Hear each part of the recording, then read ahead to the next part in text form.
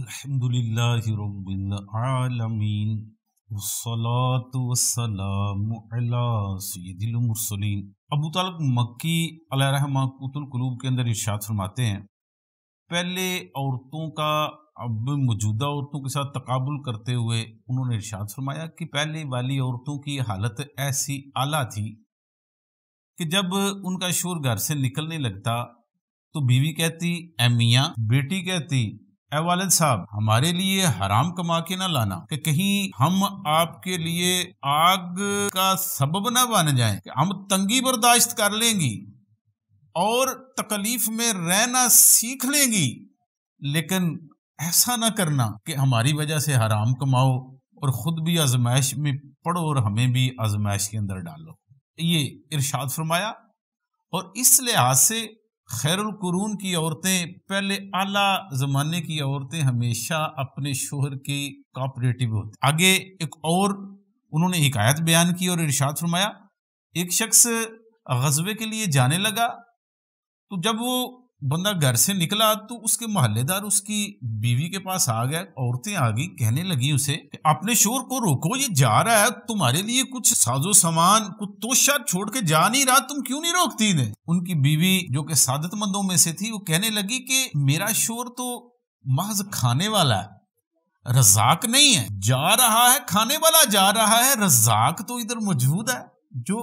ہمیں رزق دے گا وہ تو رزق نہیں ہمیں دے رہا نا، رزق تو باری تعالیٰ عز و جل کی ذات ہمیں دیتی ہے، تو باری تعالیٰ تو موجود ہے، اس کی ذات موجود ہے، ہماری کفیل موجود ہے، تو میں اس نیکی کے کام کے اندر اس کو کیسے روک سکتی ہوں؟ یہ ایسا جذبہ ہے کہ جو جذبہ قابل ستائش ہے۔ ایسے ہی احمد بن عیسیٰ علیہ رحمہ بہت اعلیٰ بزرگوں میں سے ہیں، ایک عورت نے ان سے نکاح کی خواہش کا اظہار کیا تو انہوں نے ان سے پوچھ لیا کہ عورت تم میری طرف راغب ہوئی ہے، اس کی وجہ کیا ہے، کیوں میری طرف مائل ہوئی ہے؟ تو وہ عورت کہنے لگی کہ میں اس وجہ سے تمہاری طرف مائل ہوئی ہوں، وجہ یہ ہے کہ تاکہ میں آپ کے حقوق کو ادا کروں اور اپنے حقوق جو میرے آپ پہ عائد ہوتے ہیں ان کے اندر میں کمی کرتی چلی جاؤں، میں وہ تمہیں معاف کرتی چلی جاؤں۔ یہ ایک معیاری عورتوں کی معاملات ہیں، یہ ہمارے اسلاف ہیں، یہ ہمارے مقتدی لوگ ہیں، جس طرح لوگ ہیں اس طرح یعنی کہ آدمیوں میں سے مقتدی ایسے عورتیں بھی ایسی صلاحیت کی حامل عورتیں بھی گزری۔ یہ وہ لوگ ہیں کہ جو اعلیٰ درجے کے لوگ تھے، اعلیٰ زمانے کے اعلیٰ شخصیات تھی، لیکن آج کے دور کے اندر پچھلے دور کے بارے میں نبی محترم صلی اللہ تعالیٰ علیہ وآلہ وسلم نے بھی ارشاد فرما دیا، بخاری شریف کی حدیث پاک ہے، آپ کا ارشاد ہے کہ فتنۃ الرجل فی اہلہ و ولدہ و جارہ، کہ آدمی کا جو فتنہ ہوگا، آدمی کی جو آزمائش ہوگی نا، اس کے گھر والوں میں ہوگی، اس کی اولاد میں ہوگی، اس کے پڑوسی میں ہوگی، ان لوگوں کے لیے وہ حرام کمانے کے لیے جائے گا، گھر سے نکلے گا، اور جب حرام کا مرتکب ہوگا گناہوں میں پڑ جائے گا، حالت خراب ہو جائے گی، آخرت خراب ہو جائے گی، پھر اس سے لوگ پوچھیں گے تو نے یہ کیوں کیا؟ وہ کہے گا میرے گھر والے مجھے رہنے نہیں دیتے تھے، میری بیوی میرے سے ڈیمانڈ کرتی تھی، میری اولاد مجھے وہ چیزیں کہتی تھی کہ جو میں پرووائڈ نہیں کر سکتا تھا، تو آخر مجھے ناجائز ذرائع کا ارتکاب کرنا پڑا۔ گویا کہ وہ اس چیز کو ایک بہانہ بنا رہا ہے، ایک اپنا عذر بنا رہا ہے کہ میں ان عذر کی وجہ سے حرام میں پڑا ہوں۔ کیا اس کا یہ حرام میں پڑنے کا یہ جو عذر ہے قابل قبول ہو سکتا ہے؟ نہیں ہو سکتا۔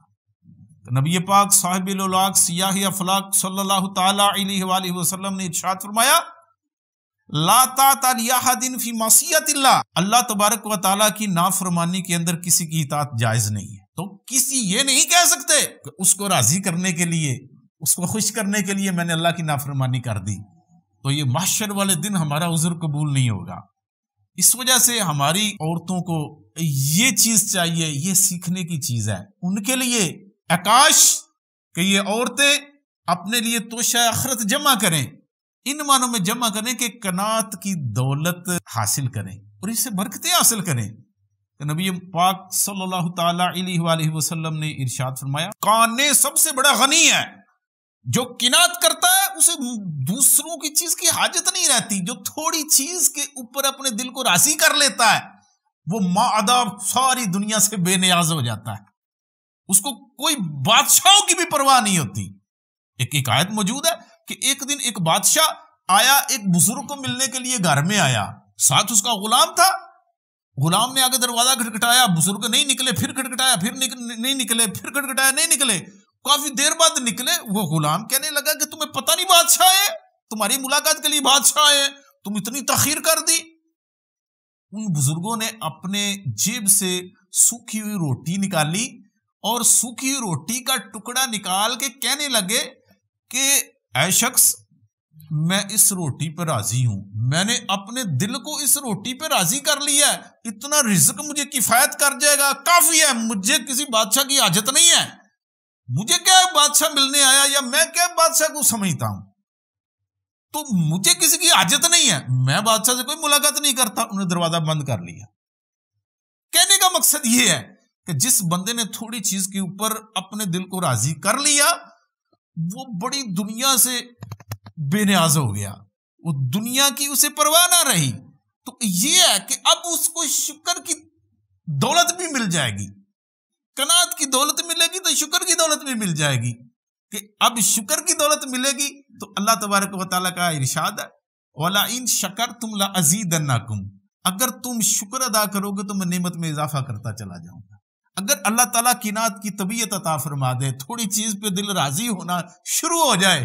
تو اس کی برکت سے ہمیں شکر کی بھی توفیق ملے گی. اور شکر کرنا ایسی چیز ہے کہ اللہ تبارک و تعالیٰ نے شکر کرنے والے بندوں کو بڑا پسند کرتا ہے. قرآن پاک میں اللہ تعالیٰ نے یہ نہیں فرمایا کہ میری عبادت کرنے والے کم ہیں، یہ نہیں فرمایا کہ روزے رکھنے والے کم ہیں، یہ نہیں فرمایا حج کرنے والے کم ہیں، یہ نہیں فرمایا کہ زکاتیں دینے والے کم ہیں، لیکن اللہ تعالیٰ نے قرآن پاک میں ارشاد فرما دیا کہ میرے بندوں میں شکر ادا کرنے والے بڑے کم ہیں. تو اس وجہ سے شکر کی نعمت ہمیں مل جائے تو ہماری آخرت اعلیٰ سے اعلیٰ ہوتی چلی جائے. اللہ تبارک و تعالیٰ سے دعا ہے کہ اللہ تعالیٰ ہمیں اپنا شکر گزار بندہ